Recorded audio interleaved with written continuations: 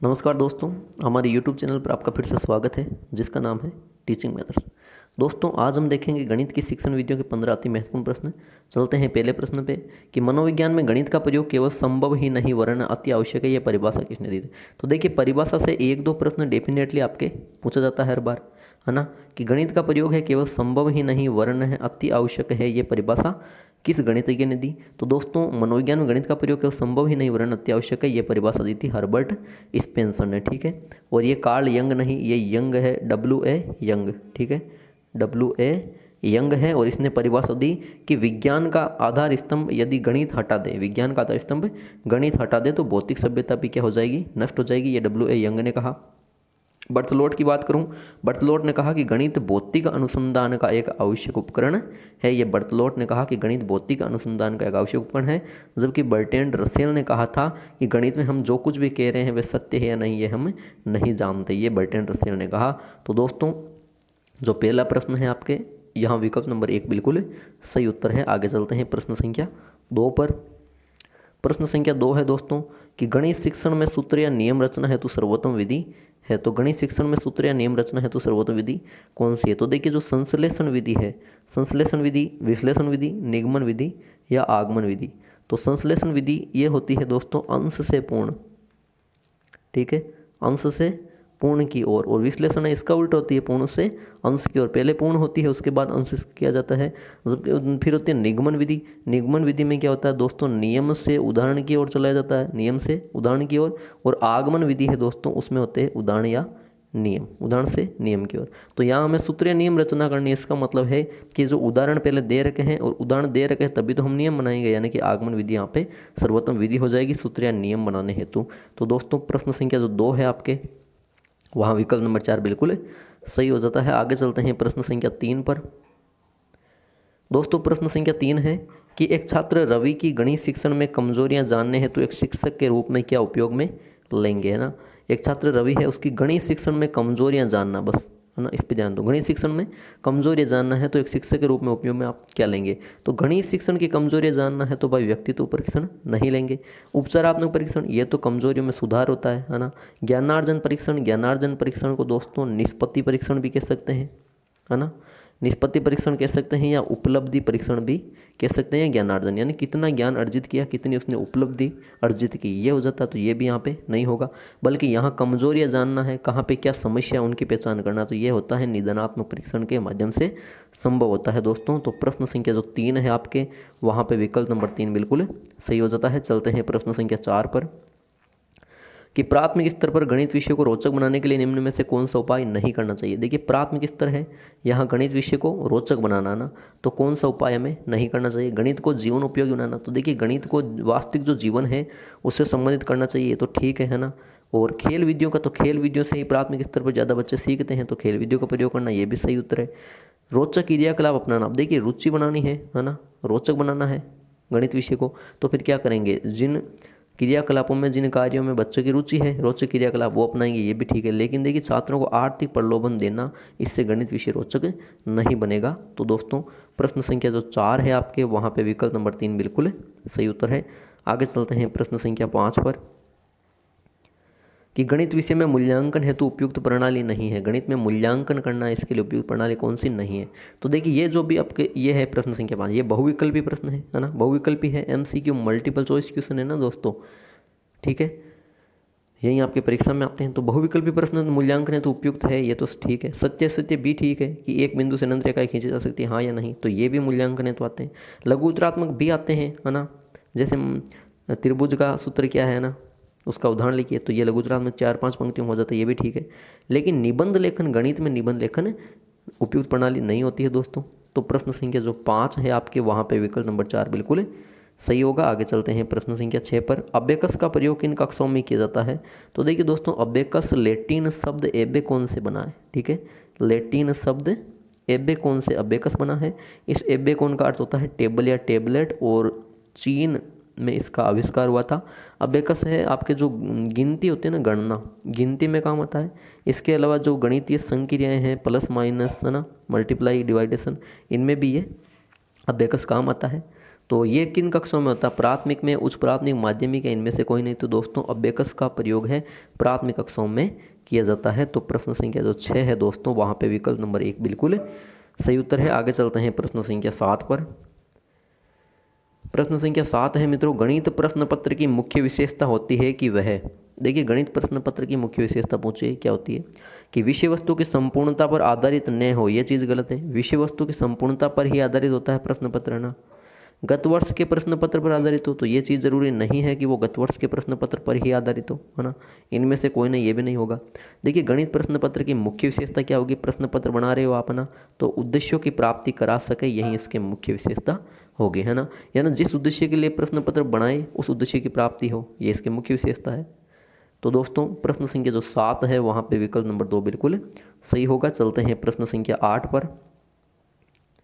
प्रश्न संख्या 8 है दोस्तों, राज्य में गणित किट का निर्माण करने वाली संस्था कौन सी है? एनसीईआरटी दिल्ली, एसआईईआरटी उदयपुर, एनसीटीई उदयपुर या एनसीईआरटी जयपुर। तो देखिए यहाँ पे राज्य का पूछा है, राज्य में गणित किट का। आप देखिए किसी भी विषय का आपको विज्ञान किट का पूछ ले, सामाजिक का पूछ ले, ना किट का पूछे, किस चीज़ का?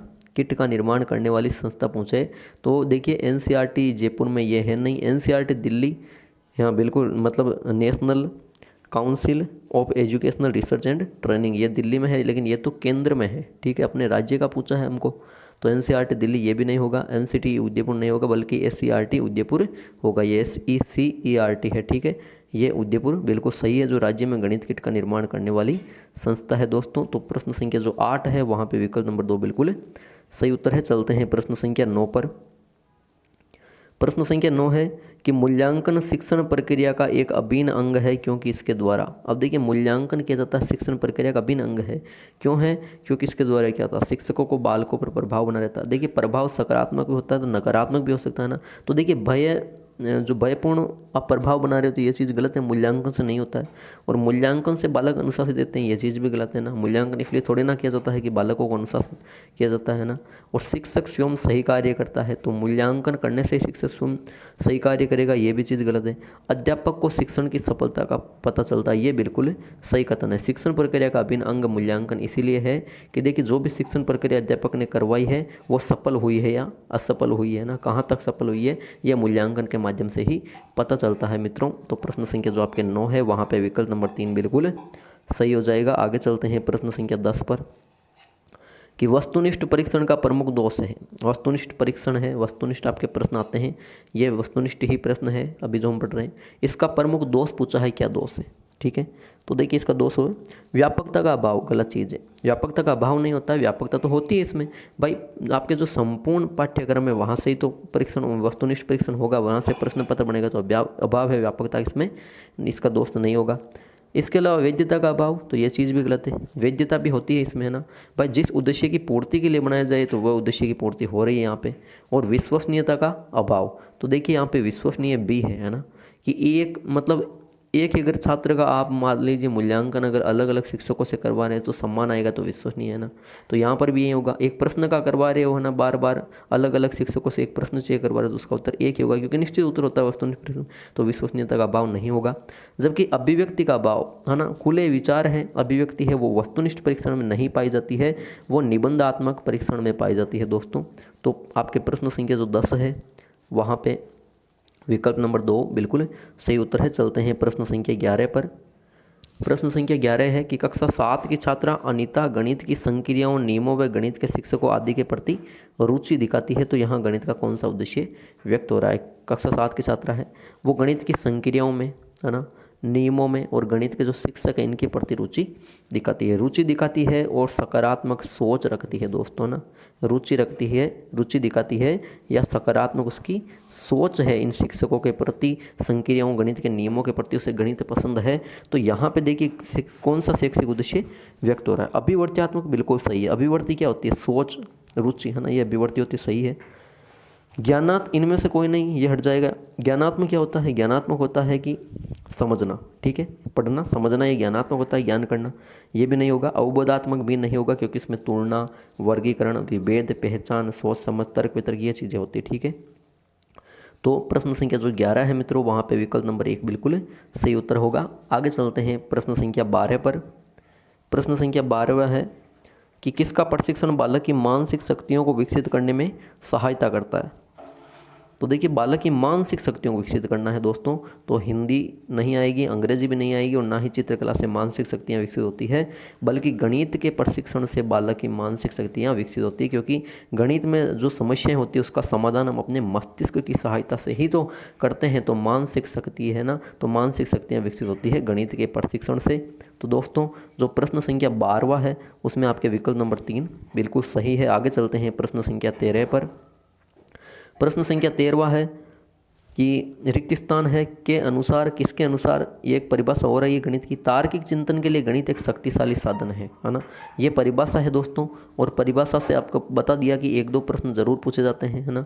तो ये किसकी परिभाषा है, गैलीलियो की है, नेपोलियन की है, होगबेन या वर्नाडिसा की। तो दोस्तों तार्किक चिंतन के लिए गणित एक शक्तिशाली साधन है, ये परिभाषा आपके वर्नाडिसा ने दी थी कि तार्किक चिंतन के लिए गणित एक शक्तिशाली साधन है। होगबेन ने कहा कि गणित सभ्यता व संस्कृति का क्या है, दर्पण है। नेपोलियन ने कहा कि गणित में जो प्रगति व उन्नति हो रही है वो संपूर्ण देश की प्रगति उन्नति हो रही है। और गैलीलियो ने कहा कि गणित एक ऐसा विषय है, गणित एक ऐसा विषय है जिसमें परमेश्वर ने संपूर्ण जगत या ब्रह्मांड को लिख दिया था। ये गैलीलियो ने परिभाषा दी है। तो दोस्तों प्रश्न संख्या जो 13 है आपके, वहाँ विकल्प नंबर 4 बिल्कुल सही उत्तर है। चलते हैं प्रश्न संख्या 14 पर।